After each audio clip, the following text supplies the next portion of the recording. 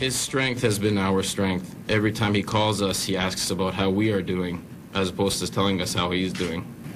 The trial was a complete sham. It was a show trial. Well, those are the friends and family of Cy Tokmakjian. He's a Toronto Automotive Company owner. He was sentenced to 15 years. And now a former cabinet minister is trying to correct what he calls an injustice, fresh from battling back from throat cancer. And we're really happy to hear that, Peter. Peter Kent is a Toronto Conservative MP, and he joins us from the foyer. All right. Peter Kent, why is this a travesty of justice in your view? Well, Mr. Tokmakjian has been in Cuban custody for over 3 years now.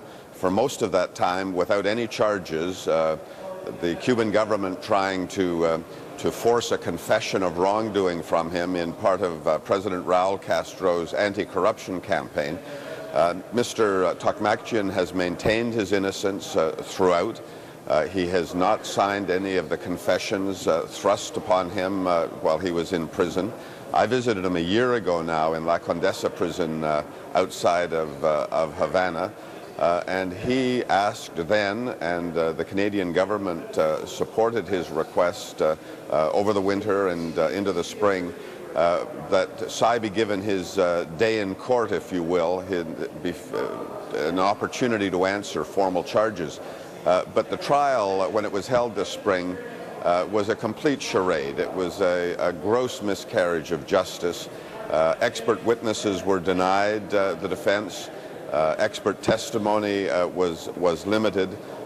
So when the verdict was finally brought down months later on Friday, 15 years in prison, I don't think any of the members of the family or the company, certainly not myself, were surprised by the outcome. It's just the latest step in what has been, as I say, a gross miscarriage of justice. Peter, I don't understand why Cuba, which really needs Canadian dollars for investment purposes, why they'd throw an innocent guy in jail, because surely that's going to have an impact on the business investment environment. People will think twice before going in there, won't they? Well, and he isn't the first international businessman to run afoul of the Interior Ministry. The Cuban Interior Ministry, when it was originally built, was fashioned after the East German Stasny. There are a number of guesses at why they have done this. Some think it's simply a blind attempt by some Cuban ministers or officials to seize foreigners' assets where they perceive that they can be railroaded on trumped-up corruption charges. We've seen British businessmen, French businessmen, Mexican businessmen, as well as now 2 Canadians brought forward and treated this way. And it does, you're quite right, it does cast a chill over the Cuban government's recent campaign to attract more investment. Because as you know, Canada was one of only 2 Western countries in the hemisphere to not impose a trade embargo against Cuba.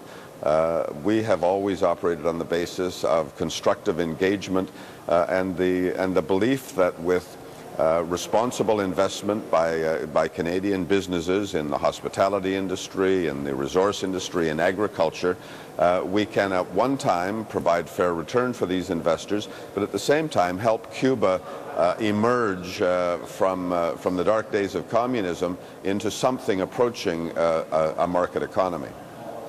Interesting. I'm almost out of time. I quickly want to get your thoughts. You beat stage 4 throat cancer. Any lessons for others here in your experience on how they could take steps to make sure they never go through what you went through? Well, certainly my doctors, when I returned to the house, I made an SO31, a statement suggesting that my doctors had said that where for years now, since our government introduced financing in the 2007 budget for vaccination for HPV virus for girls, physicians are now saying that unless we include boys across the country, and some provinces, Alberta and Prince Edward Island do now, but unless we increase HPV vaccinations for boys, and they're expensive, we're going to see a spike in the sort of cancer, throat and tongue cancer, that I experienced in the next 10 or 20 years. So Wow. it's something that many families, many doctors already prescribed the vaccinations, but families facing $300 to $900 per male child, for some it's a question of unaffordability and equity. Good. All right. Good lessons. Thank you, Peter Kent. You're looking great, and we're glad to have you back.